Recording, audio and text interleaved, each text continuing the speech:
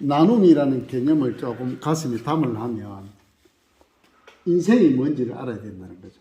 인생은 뭐 옛날에 유명한 나홍 선사가 지은 게 있잖아요. 생야 일편 부운기요 사야 일편 부운머리라. 인생은 구름 하나 일어나는 것과 같고 죽음은 구름 하나 사라지는 것과 같다. 이제 그걸 말하는 거고 이런 어떤 걸 알 때 이렇게 동행해가지고 할배가 돼갖고 황혼길을 걸어갈 때 앞에 할배는 넘어지지 않는 지팡이가 있어. 돌아보니 할배는 지팡이가 없어. 그래서 따뜻한 손을 나누는 것. 그게 나눔이라는 거죠.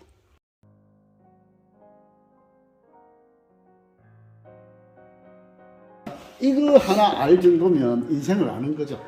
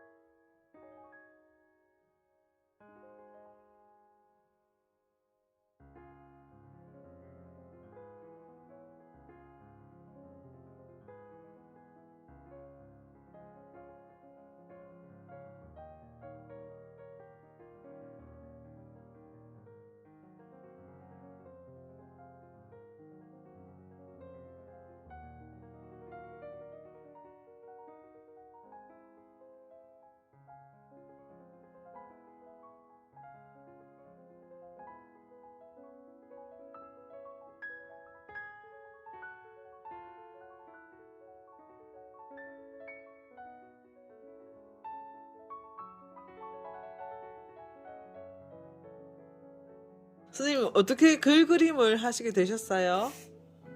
글 그림 네. 그런 질문을 참 많이 받는데요.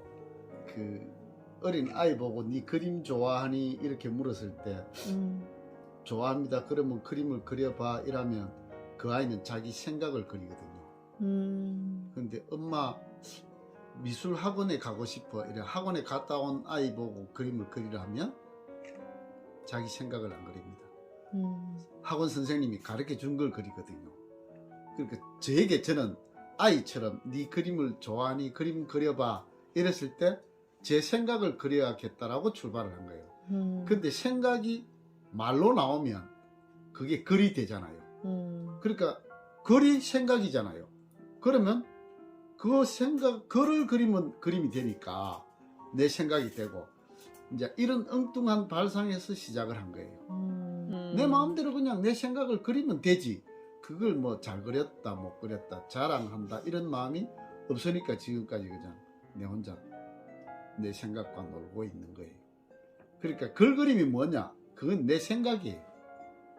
여기 이곳에 햇살도 많이 들어오고 뒤에 산도 보이고 굉장히 좋은 것 같은데 선생님은 어떠세요? 계셔보니까? 아, 여기가 왼쪽 편에 있는 동쪽에 있는 게 저 치술령입니다. 네. 치술령 전기를 가득 받을 수 있는 곳이 치술신모라고 되어 있어요. 그러니까 어머니 산이에요. 그러니까 여기 있으면 새로운 전기를 받을 수 있는 곳이에요. 여기서 제가 새로운 글 그림을 얻었어요.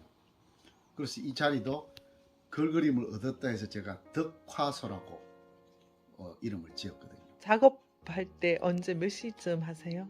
이게 생각으로 만들어내는 그림이라서 시간이 어떤 마음에 닿는 단어가 하나 들어오면 예를 들어 보람이라는 단어가 들어오면 그 그림이 시각화되기까지는 뭐 아침, 점심, 저녁, 밤 생각이 살아있는 한은 계속 작업을 합니다. 머릿속에서 보람이라는 것을 어떻게 상징화할까. 보람 이렇게 할까 저렇게 할까. 왜 그 바둑 처음 배우면 눈 감고 천장을 보면 바둑 알이 왔다 갔다 하잖아요. 그런 식으로 끊임없이 하다 보면 그게 내 안에서 어느 정도 정리되는 타임이 있어요. 그게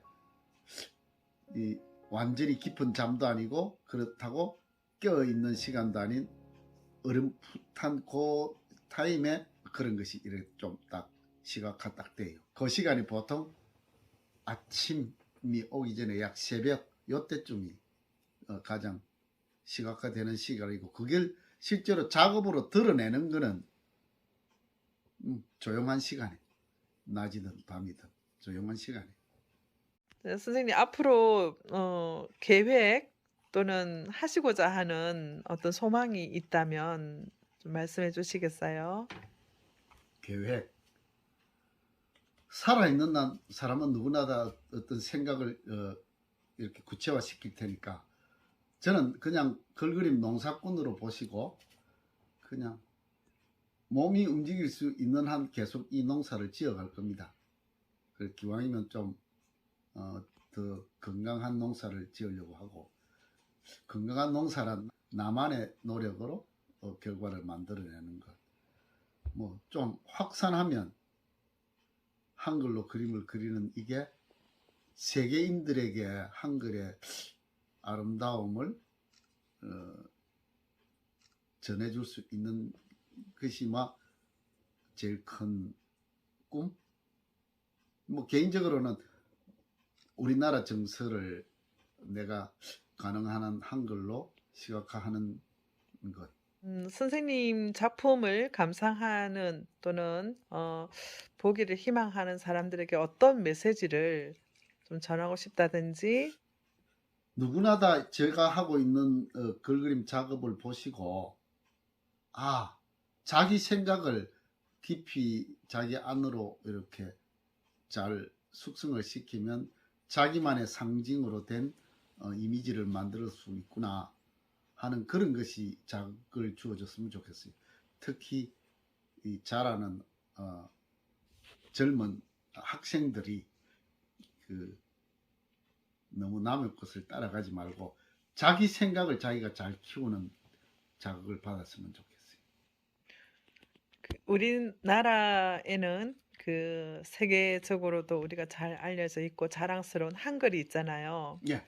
그 한글에 대해서 우리 어린이들이나 또는 우리나라 사람들이 어떤 좀 생각을 가지면 좋을까요? 한글로 그림을 그리기 때문에 시간만 나면 저는 한글을 공부를 하거든요. 그러니까 한글 공부를 한다는 게 구체적으로 어떻게 하고 물어보면 저는 세종대왕님이 한글을 만들었던 어떤 철학, 그걸 기록해 놓은 훈민정음 해례본을 가지고 뭐 읽고 또 읽고 모르면 또 한자로 되어 있지만 해설서가 있으니까 해설서를 보고 거기에 연관된 책들을 이렇게 찾아보면 한국인의 정서, 한국인의 철학,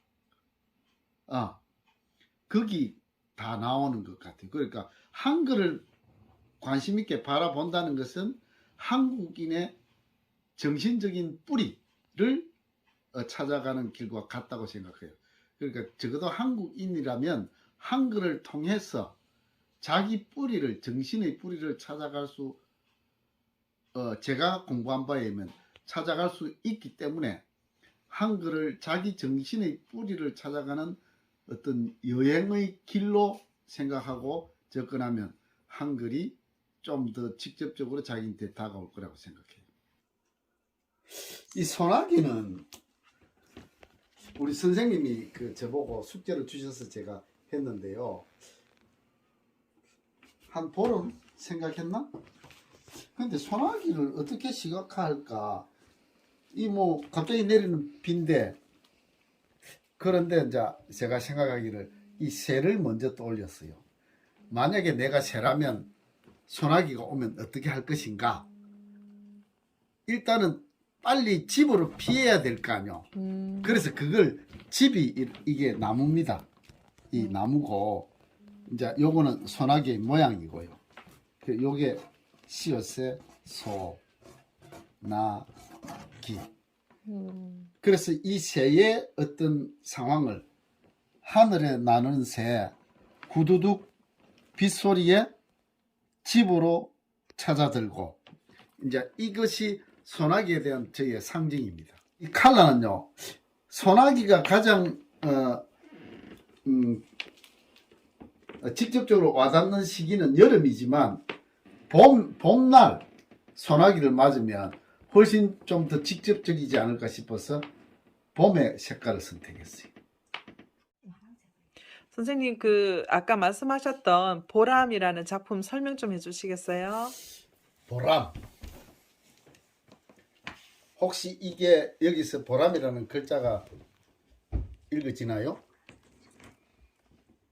네, 어렴풋이 보이는 듯 합니다만. 요 배가 예. 비읍이고요. 요게 오고 요게 니은입니다. 그래서 요 구름이 람입니다. 예. 리얼아명. 그래서 이거를 상징화할 때 이런 생각으로 상징화. 돛을, 요게 돛입니다. 돛을 밀어주는 바람, 지나가면 바람을 남기지 않는다. 어떤 대가를 바라지 않는다는 거죠. 예. 그러니까 보람은 자기 행위의 결과에 대해서 대가를 바라지 않는 것이다 라는 상징으로 가장 어울리는 게 이런 모양이라 해서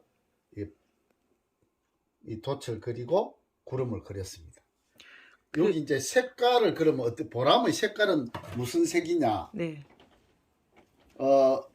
보람이라는 그런 개념은 생각의 개념에서 보면 가장 높은 단계일 것이다.